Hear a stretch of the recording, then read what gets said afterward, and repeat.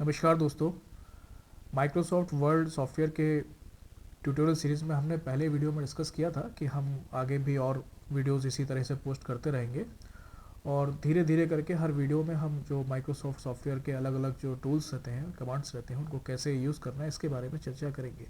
तो पहले वीडियो में हम सॉफ्टवेयर के विंडो के बारे में डिस्कस कर चुके हैं कि विंडो में जो अलग अलग कंपोनेंट्स होते हैं उन्हें किस नाम से जाना जाता है, किस तरह से उनको यूज़ किया जाता है। आज के वीडियो में हम जो सॉफ्टवेयर में एक व्यू टैब है इसके बारे में हम डिस्कस करने जा रहे हैं। तो आमतौर पे हम शायद ये एक्सपेक्ट कर रहे होंगे कि हम स्टार्ट करेंगे तो सीधा टाइपिंग करेंगे, फॉर्मेटिंग करेंगे, क्योंकि जब हम विंडो को देखते हैं तो उसमें हमको व्यू टैब सबसे लास्ट में ही मिलता है। लेकिन हम हमारी ट्यूटोरियल सीरीज़ में इसको सबसे पहले ही डिस्कस करने जा रहे हैं। भले ही ये टैब बाद में दिया है, इसके टूल्स एंड कमांड सबसे लास्ट में दिए हैं, पर क्योंकि ये सबसे ज़्यादा महत्वपूर्ण हो जाता है कि जिस विंडो में हम काम करने जा रहे हैं उसमें हम क्या देख रहे हैं, किस तरीके से देख रहे हैं, उसको हम हमारे कंफर्टेबल जो जो हम अपने अनुसार उसको मतलब मैनेज कर सकें कि हम जिस विंडो में हम काम कर रहे हैं वहाँ क्या दिख रहा है, कैसे दिख रहा है, कैसे उन कंपोनेंट्स को यूज़ करना है, ये थोड़ा कंट्रोलिंग हमारे हाथ में होना चाहिए। तो भले ही ये जो टूल है या टूल बार है इसका व्यू टैब का, ये हमको सबसे लास्ट में दिखता है हमारे विंडो में, लेकिन हम इसको करेंगे सबसे पहले। तो यहाँ पर जैसा कि आप स्क्रीन पर देख रहे हैं, तो इसको समझने के लिए देखिए जितने भी टूल्स बार होते हैं सभी को यहाँ पर क्या किया है, एक सेक्शन में डिवाइड कर दिया गया है। तो यहाँ पर आप देख रहे होंगे जैसे पहला सेक्शन मुझे व्यूज़ करके सेक्शन दिख रहा है, उसमें कुछ मुझे 4-5 टूल्स यहाँ पर दिख रहे हैं, टूल्स एंड कमांड्स। इसी तरीके से शो करके एक सेक्शन है, इसको मैं शो एंड हाइड बोलता हूँ। तो इसका सीधा सा मतलब रहता है कि यहाँ पर जो चेक बॉक्स बने हुए हैं, जिन जिन ऑप्शन को मैं टिक कर दूंगा तो वो पर्टिकुलर ऑप्शन मुझे यहाँ पर दिखने लगेंगे, और जिनको मैं अनचेक कर दूंगा, जैसे यहाँ पर 2 ऑप्शन अनचेक हैं, तो वो चीज़ छुप जाती है या वो मुझे सामने स्क्रीन पे नहीं दिख रही है। इसी तरीके से अगला सेक्शन, वो जूमिंग ऑप्शन वहाँ पर हमको मिल जाएंगे कि सामने हम जो स्क्रीन देख रहे हैं उसमें पेज दिख रहे हैं उसको कितना बड़ा या छोटा कर पाएंगे। फिर इसी तरीके से आगे वाले सेक्शन है। तो सबसे पहले मैं स्टार्ट करता हूँ, मेरा जो पहला सेक्शन है व्यूज़ सेक्शन। तो इसमें आप देखिए यहाँ पर मुझे नंबर ऑफ ऑप्शंस मिल रहे हैं, यहाँ पर मैंने उनको मेंशन भी कर दिया है। तो यहाँ पर आम तौर पे मैं आपको बता दूं कि जब भी हम वर्ड सॉफ्टवेयर में काम कर रहे हैं, कुछ टाइपिंग कर रहे हैं, अपना ड्राफ्ट वगैरह तैयार कर रहे हैं, तो मोस्ट ऑफ द टाइम हम ये वाला ऑप्शन यूज़ करते हैं, प्रिंट लेआउट वाला। क्योंकि एक थोड़ा सा आप ये आइडिया समझिए कि जब भी आप वर्ड में कुछ टाइप करने जा रहे हैं तो अल्टीमेटली आपका एम यही होगा कि आगे जाके उसको, आपको जो भी आपने डॉक्यूमेंट तैयार किया उसका आपको प्रिंट आउट निकालना है। ठीक है, तो इसलिए मैं प्रिंट शब्द पे यहाँ पर जोर दे रहा हूँ कि वर्ड में नॉर्मली जो भी हम कुछ टाइप करते हैं अल्टीमेटली हमें उसका प्रिंट आउट ही निकालना होता है। प्रिंट निकलेगा पेज पर, तो आप चाहेंगे, निश्चित रूप से चाहेंगे कि सामने आपको कुछ पेज जैसा व्यू दिखे। तो जिस स्क्रीन पर, जिस वाइट एरिया पे आप लिखने जा रहे हैं, तो वो आपको पेज जैसा दिखना चाहिए। इसलिए नॉर्मली बाय डिफ़ॉल्ट यहाँ पर ये पेज लेआउट ही सेट होता है। ठीक है, तो कभी कभी क्या होता है कि गलती से हम किसी दूसरे ऑप्शन पे क्लिक कर देते हैं। तो देखिए जैसे मैं वेब लेआउट पे क्लिक कर दे रहा हूँ तो कुछ अलग तरीके से दिखने लग रहा है। इसी तरीके से मान लिया कि मैं किसी दूसरे पे आउटलाइन पे क्लिक कर दे रहा हूँ तो यहाँ पर मुझे कुछ अलग तरीके से दिखने लगा। तो आउटलाइन पे क्लिक करने के बाद फिर मुझे यहाँ पर क्लोज आउटलाइन करना पड़ रहा है। देखिए, तो फिर से मैं उसी प्रिंट लेआउट मोड में आ जा रहा हूँ। मैं फिर से व्यू टैब खोल ले रहा हूँ। तो ये थोड़ा सा हमारे कंट्रोलिंग में होना चाहिए। कई बार ऐसा होता है कि इनमें से किसी भी रैंडम ऑप्शन पर हम क्लिक कर देते हैं और कई यूज़र्स को पता ही नहीं रहता है कि यहाँ पर पेज जैसा दिख ही नहीं रहा है। वो टाइप कर रहे हैं, बोले ठीक है टाइप तो कर रहे हैं, लेकिन जब छपेगा तो ये छपेगा कैसा, देखने में कैसा लगेगा। तो ये ध्यान दीजिए, कुछ भी अनयूजुअल सा लगे आपको सामने स्क्रीन पे तो ये एश्योर कर लीजिए कि आपने प्रिंट लेआउट मोड पर ही काम करना है। जब भी आपका व्यूज़ होगा वो प्रिंट लेआउट मोड पे सेट होगा। ठीक है, इसके अलावा जो दूसरे मोड है उनकी हम चर्चा करें। जैसे वेब लेआउट मोड दिया है, तो वेब लेआउट मोड में जब मैं क्लिक कर रहा हूँ तो यहाँ पर कुछ वेबसाइट जैसा मुझे दिखने लगा है। देखिए, प्रिंट लेआउट में देखिएगा कुछ कंटेंट मेरा पहला पेज में लिखा हुआ है। ठीक है, फिर उसके बाद मुझे दिख रहा है दूसरा पेज स्पष्ट यहाँ से अलग दिख रहा है और दूसरे पेज में ये लिखा हुआ है। लेकिन जब मैंने वेब लेआउट मोड में कर दिया तो यहाँ पर मैं पूरा बिल्कुल भी डिस्क्रिमिनेट नहीं कर पा रहा हूँ कि कहाँ पर मेरा पहला पेज है, कितना कंटेंट और कितना कंटेंट दूसरे पेज में आ रहा है। तो जैसे कोई एक वेबसाइट्स होती है ना, कि एक वेब पेज में आप जितना भी कंटेंट लिखना चाहें एक के नीचे एक बस स्क्रॉलिंग करते रहिए और वहाँ पर आप डिस्प्ले में डाल सकते हैं। तो ये कुछ वेबसाइट जैसा व्यू आ रहा है। मेरे ख्याल से वो लोग इसको यूज़ कर सकते हैं जो वेबसाइट डिज़ाइनिंग वगैरह करना चाहते हैं, तो कुछ भी कोडिंग करने के पहले थोड़ा सा व्यू देखना चाह रहे हैं कि कैसा दिखेगा, कौन सी चीज़, कौन सा कंपोनेंट वेबसाइट का उनको कहाँ प्लेस करना है। तो उस पर्पज़ से इसको यूज़ किया जा सकता है। नॉर्मली जो ऑफिस में डॉक्यूमेंट्स वगैरह तैयार अगर होने हैं तो उसके लिए शायद ही आपको ज़रूरत पड़े, ठीक है। फिर उसके बाद हम आ जाते हैं हमारे रीड मोड पे, जो हमारा सबसे पहला ऑप्शन है। रीड मोड में जब मैं क्लिक कर देता हूँ तो जैसा कि इसका नाम है, रीड मोड में केवल आप इसको पढ़ सकेंगे। देखिए मैं कहीं पर क्लिक कर रहा हूँ तो मेरा कर्सर वहाँ पर नहीं आ रहा है। सामने जो आप आई जैसा ये मूव करते हुए दिख रहा है, ये मेरा पॉइंटर है, लेकिन मैं पॉइंटर को कहीं पर भी क्लिक कर रहा हूँ तो वहाँ पर मुझे कर्सर अवेलेबल नहीं हो रहा है, यानी कि मैं इसमें एडिटिंग नहीं कर पाऊँगा। तो रीड मोड केवल पढ़ने के लिए होता है। नॉर्मली जब आप डॉक्यूमेंट तैयार कर लेते हैं, जो भी आपके डॉक्यूमेंट की लेंथ है, 2 पेज, 5 पेज, 10 पेज, जब आपका तैयार हो जाएगा तो बाद में आप एक तरह से रिव्यू करना चाहते हैं, उसको पढ़ना चाहते हैं, तो केवल पढ़ने के लिए आप इस मोड का इस्तेमाल करते हैं। वापस से मुझे उसी मोड में जाना है तो मैं व्यू टैब पे फिर से क्लिक करके यहाँ पर देखिए एडिट का एक ऑप्शन आ रहा है, एडिट डॉक्यूमेंट। तो वापस में एडिटिंग वाला जो मोड है, उसमें भी जो डिफ़ॉल्ट मोड है प्रिंट लेआउट मोड, उसमें मैं चला जा रहा हूँ, तो फिर से मैं एडिटिंग कर पा रहा हूँ, ठीक है। इसी में यहाँ पर 2 ऑप्शन और हैं, एक आउटलाइन और ड्राफ्ट, तो ये भी मैं आपको दिखा दे रहा हूँ। जब मैं आउटलाइन वाला ऑप्शन यूज़ करता हूँ तो देखिए जो भी मैंने डॉक्यूमेंट में लिखा है, तो आप देख पा रहे होंगे कि मैंने जो कंटेंट लिखा है उसको कुछ कंटेंट को मैंने पीछे से लिखा है लेफ़्ट साइड में देखिए, और कुछ कंटेंट जैसे ABCD ये पॉइंट आपको एक लेवल पे दिख रहे होंगे, फिर उनके अंदर फिर सब पॉइंट है 1 2 3 5, ये अलग अलग लेवल पे लिख रहे हैं। नॉर्मली जब भी हम कोई डॉक्यूमेंट लिखते हैं तो हमको इस तरह की चीज़ों का इस्तेमाल करना चाहिए। इसको हम वर्ड की भाषा में इंडेंट बोलते हैं, या हम टैब की से भी सेट कर सकते हैं इस तरह की चीज़ें।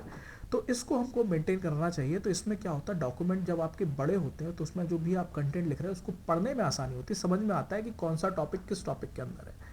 तो ये चीज़ें हमको डॉक्यूमेंट जब भी हम एडिट कर रहे हैं, ड्राफ्ट बना रहे हैं, तो उसको हमको मेंटेन करना चाहिए। अब आउटलाइन में क्या हो जाता है कि जैसे हम कोई मुख्य मुख्य चीज़ें पढ़ना चाहते हैं, डॉक्यूमेंट मान लिया ये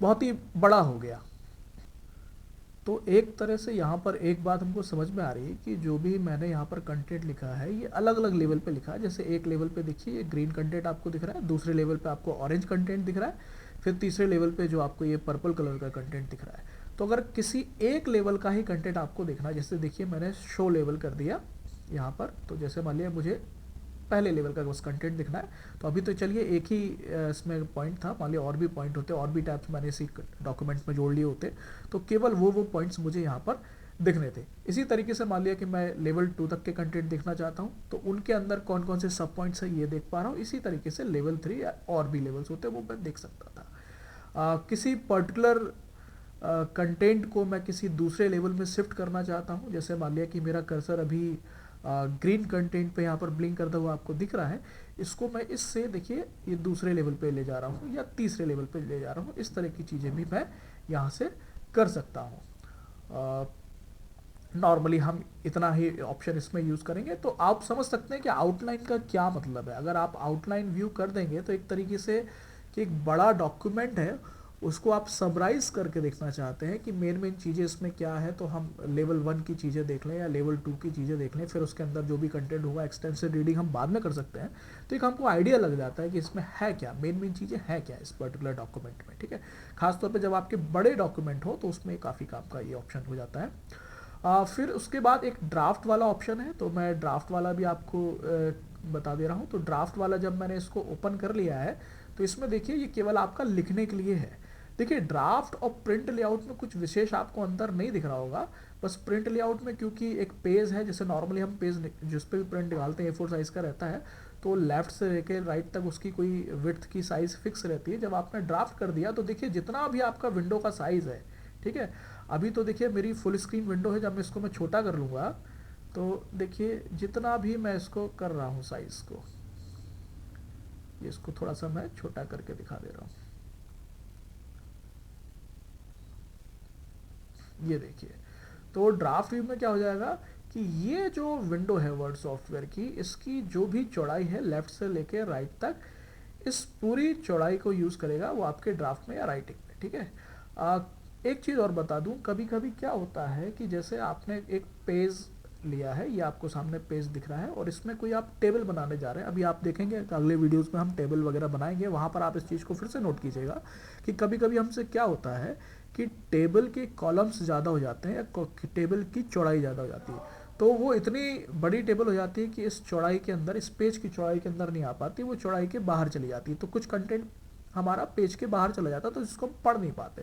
तो हम चाह रहे हैं कि उसको फिर से अरेंज करें, थोड़ा सा छोटा करें, उसके कॉलम्स की जो चौड़ाई है उसको कम करें। तो नॉर्मली हम वो पेज लेआउट मोड में कर नहीं पाते, तो उसको हम कैसे कर पाते हैं, हम फिर क्या कर देते हैं, वहाँ पर हमारा ड्राफ्ट व्यू यूज़ कर लेते हैं। तो यहाँ से फिर हम जो भी टेबल की जो विड्थ है उसके कॉलम्स की, उसकी आराम से हम कम कर पाते हैं, क्योंकि जो एक्चुअल पेज के बाहर चली गई टेबल वो भी हम यहाँ से देख पाते हैं।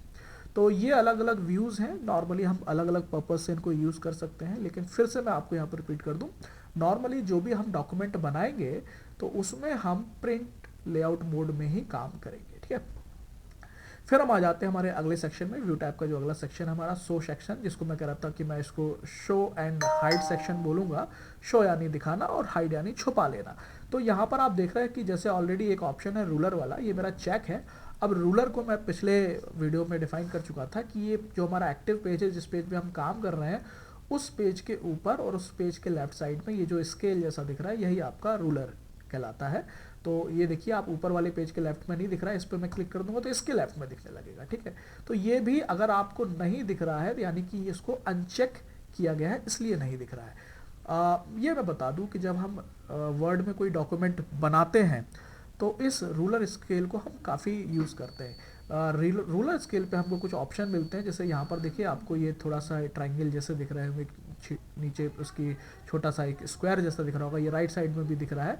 ये हमारे इंडेंट वगैरह सेट करने में काफ़ी काम आते हैं। नेक्स्ट वीडियो में हम इसको भी डिस्कस करेंगे, इंडेंट सेटिंग वगैरह क्या होती है। तो ये आप तभी देख पाओगे जब आपको रूलर स्केल दिख रहा होगा।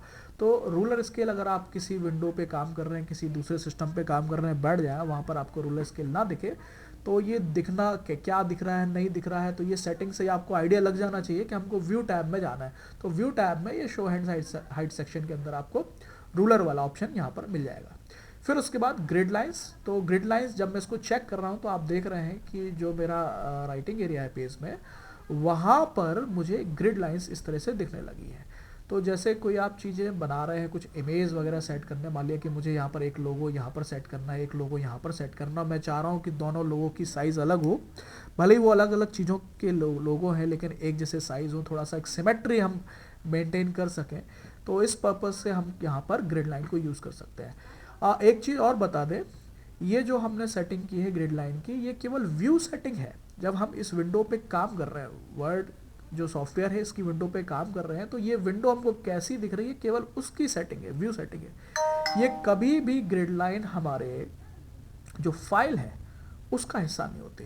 यानी कि अगर आप ऐसे ही फाइल को सेव करके उसका प्रिंट आउट देने जाएंगे तो ये मत सोचिएगा कि ग्रिड लाइंस भी उसमें प्रिंट में आ जाएंगी, उसमें हमारे प्रिंट आउट में ग्रिड लाइन नहीं छपने वाली है। ये केवल यूज़र जब काम कर रहा है उस फाइल पे, तो उसकी सुविधा के लिए अगर उसको ज़रूरत हो तो उस सुविधा का इस्तेमाल कर सकता है, ठीक है ना। तो ग्रिड लाइंस कभी भी फाइल का हिस्सा नहीं होता है। ये केवल मैं वर्ड सॉफ्टवेयर की बात नहीं कर रहा हूँ, आप जितने भी सॉफ्टवेयर लेंगे उनमें आप देख लीजिएगा, अगर व्यू टैब के अंदर आपको शो हाइट सेक्शन में, क्योंकि नॉर्मली हर सॉफ्टवेयर में लगभग एक जैसी आपको ऑप्शंस मिल जाते हैं, तो वहाँ पर अगर आपको ग्रिड लाइन का ऑप्शन मिल रहा है तो आप उसको यूज़ कर भी लेंगे, तो फाइल का हिस्सा नहीं होंगे, फाइल में सेव नहीं होंगे, ये केवल आपकी सुविधा के लिए। शायद आपको इस ऑप्शन का कम ही इस्तेमाल करना पड़े, तो मैं इसको यहाँ पर अनचेक कर दे रहा हूँ। फिर उसके बाद एक नेविगेशन पैन का ऑप्शन आप देख रहे हैं, तो जब मैंने इस पर क्लिक किया तो यहाँ पर देखिए साइड में एक पैन अवेलेबल हो जाता है। पैन यानी कोई एक जगह जैसा, जैसे हमारे घर में जो फ्राइंग पैन होते हैं उसमें हमको एक स्पेस अवेलेबल हो जाता है जिसको हम इस्तेमाल करते हैं किसी चीज़ को फ्राई करने के लिए। तो ऐसे ही यहाँ पर एक साइड में एक पैन हमको अवेलेबल हो गया है। ये किस पर्पज़ से है, ये नेविगेशन पर्पज़ से है। नेविगेशन में आपको बता दूँ, नॉर्मली जैसे हम लोग गूगल मैप वगैरह में नेविगेशन करते हैं, तो हम जब उसको चालू करते हैं तो हमको बताता है कि यहाँ से लेफ्ट जाइए, राइट जाइए, ऊपर जाइए, एक पर्टिकुलर डेस्टिनेशन पर आपको पहुँचाता है। तो अगर आप इस नेविगेशन पैन को यूज़ कर रहे हैं तो यहाँ पर देखिए इस पर्टिकुलर डॉक्यूमेंट में जो कुछ भी लिखा हुआ है, अभी तो खैर मैंने 2 पेज का ही डॉक्यूमेंट बनाया, अगर मान लिया बहुत बड़ा डॉक्यूमेंट होता तो ये देखिए इस तरीके से मुझे, जैसे आउटलाइन वाले ऑप्शन में आपने देखा था, कुछ इसी तरीके से ऑप्शन यहाँ दिख रहे हैं। तो किसी पर्टिकुलर टॉपिक पे जाना, मान लिया कि अभी मेरा सामने पहला पेज है, दूसरा पेज है, मान लिया कि 28वें पेज में कुछ लिखा था, तो सीधा जाके मुझे क्लिक करना था और सीधा उस टॉपिक पे मेरा वो टॉपिक सामने डिस्प्ले में आ जाता। तो ये मैं नेविगेशन पर कर पा रहा हूँ अपने ही डॉक्यूमेंट, विद इन डॉक्यूमेंट एक जगह से दूसरी जगह मैं सीधा नेविगेट कर पा रहा हूँ। तो ये नेविगेशन पैन अगर आपको ज़रूरत लगे तो इसका इस्तेमाल कर सकते हैं। मैं अभी इसको हटा दे रहा हूँ, तो चाहे इसको अनचेक कर दूँ या फिर यहाँ से क्लोज करके भी इसको हटा सकता हूँ। तो ये जैसे क्लोज किया तो आप देख रहे हो ऊपर ऑलरेडी वो अनचेक हो गया। फिर हम आते हैं हमारे नेक्स्ट सेक्शन पे जो है कि जूम सेक्शन। तो जूम जब हम करते हैं तो यहाँ पर दो तरह की चीज़ें होती हैं, तो zoom in zoom out. Zoom in यानी कि जो भी सामने डिस्प्ले में आ रहा है उसको थोड़ा सा बड़ा डिस्प्ले कर देना और जूम आउट कर देना।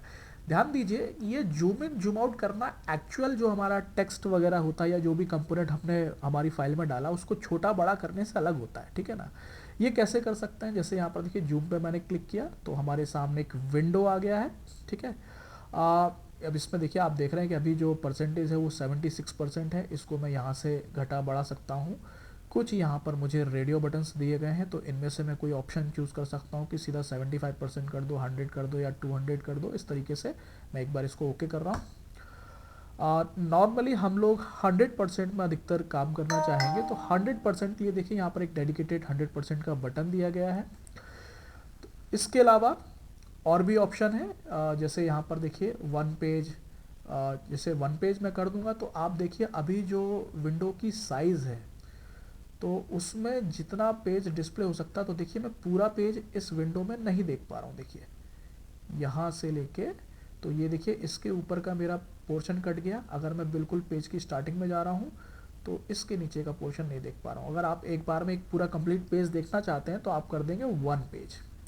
तो ये देखिए अब मैं आपको इसको मिला के बता रहा हूँ, तो ये देखिए परफेक्टली एक पेज आप इस विंडो की साइज़ में देख पा रहे हैं। जो माइक्रोसॉफ्ट सॉफ्टवेयर जो आपका है वर्ड सॉफ्टवेयर उसकी विंडो में आप परफेक्टली देख पा रहे हैं, ठीक है। एक बार मैं इसको विंडो को थोड़ा सा छोटा करता हूँ और फिर से वन पेज करता हूँ। तो देखिए अब क्योंकि विंडो की साइज़ ही छोटी हो गई तो देखिए अब वन पेज में और छोटा आने लगा पेज, ठीक है। मैं इसको फिर से मैक्सिमाइज कर दे रहा हूँ। मल्टीपल पेज में आप एक बार में एक से ज़्यादा पेज देख सकते हैं। जैसे आप देख रहे हैं कि यहाँ पर मैं 2 पेजेस देख पा रहा हूँ अगल बगल, ठीक है। पेज विड्थ ये वाला ऑप्शन मैं यूज़ करूँगा, तो देखिए जो पेज की चौड़ाई है ये पूरा विंडो की साइज़ को यूज़ करेगा, लेफ्ट से लेके राइट तक, ठीक है। मैं फिर से इसको विंडो की साइज़ छोटी कर दे रहा हूँ, ठीक है। और क्योंकि अब ये ऑलरेडी पेज विड्थ पे सेट था तो आप देखिए लेफ्ट से लेके राइट तक ये यूज़ कर रहा है पूरा का पूरा। तो ये जूम के अलग अलग ऑप्शन हैं, ठीक है। यहाँ पर आप ये नीचे देखिए जो स्टेटस बार है यहाँ पर भी आपको कुछ ऑप्शन दिख रहे हैं। तो ये मैं आपको बता दूं कि ये जो 3 ऑप्शन मुझे दिख रहे हैं, ये read mode, print layout mode और ये वेब लेआउट मोड, ये वही है जो 3 ऑप्शन मुझे ये व्यू सेक्शन के ये 3 ऑप्शन ये यहाँ पर दिख रहे हैं। इसी तरीके से जो जूम इन जूम आउट मैं यहाँ से कर पा रहा था वो चीज़ मैं यहाँ से भी कर पा रहा हूँ।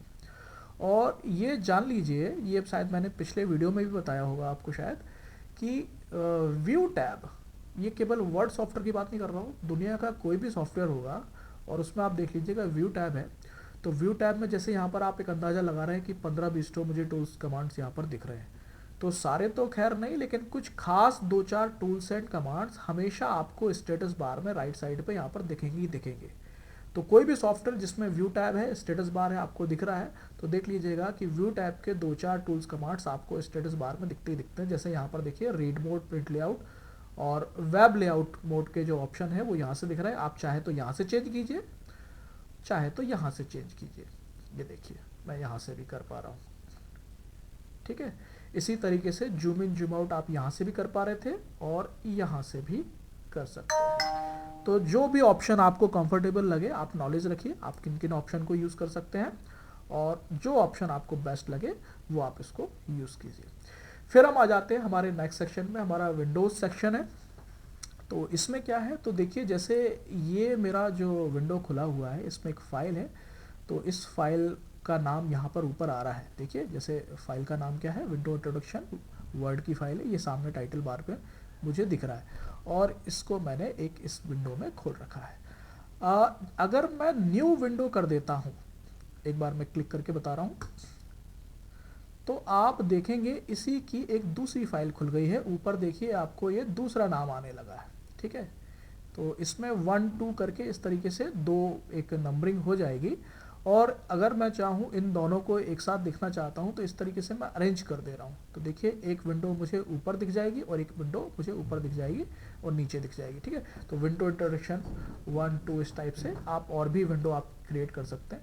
तो ये किस पर्पज से हो जाता है, जैसे मान लिया कि एक ही डॉक्यूमेंट में आप किसी मान लिया कि पेज नंबर 1 पे भी देखना चाहते हैं और नीचे कोई पेज नंबर 15 है उस पर भी देखना चाहते हैं, तो ऊपर आप अलग देख लीजिए उसी डॉक्यूमेंट में और नीचे अलग देख लीजिए, ठीक है ना। और किसी पर्टिकुलर जगह पर अगर जाके आप एडिटिंग करते हैं, देखिए जैसे मैंने मान लिया कि ये विंडो इंट्रोडक्शन 1 वाली फाइल है और इस पर मैंने जाके कुछ यहाँ पर एडिटिंग कर दिया, ये मैक्रोस के आगे मैंने ए लिख दिया। अब मैं ऊपर वाले में चेक करूँगा तो देखिए ऊपर वाले में मैं स्क्रॉलिंग कर रहा हूँ तो वहाँ पर भी मुझे ये ए दिख रहा है, ठीक है। और यहाँ से मैंने ए मिटा दिया तो नीचे से भी ए मिट गया है। तो यानी कि ये है एक ही फाइल, उसी एक फाइल पे आप काम कर रहे हो, लेकिन ये दो अलग अलग वर्ड की विंडो में खुल गए। मेनली ये तब यूज़ किए जाते हैं जब एक ही फाइल में आप किसी ऊपर के कंटेंट को भी रेफर करना चाहते हो, नीचे के कंटेंट को भी रेफर करना चाहते हैं। अभी मैंने क्या किया है, इन दोनों विंडो को ऊपर नीचे वर्टिकली ऐसे अरेंज कर दिया। इसको आप साइड बाय साइड हॉरिजॉन्टली भी कर सकते हैं। तो देखिए मैं व्यू साइड बाय साइड कर दे रहा हूँ इसको।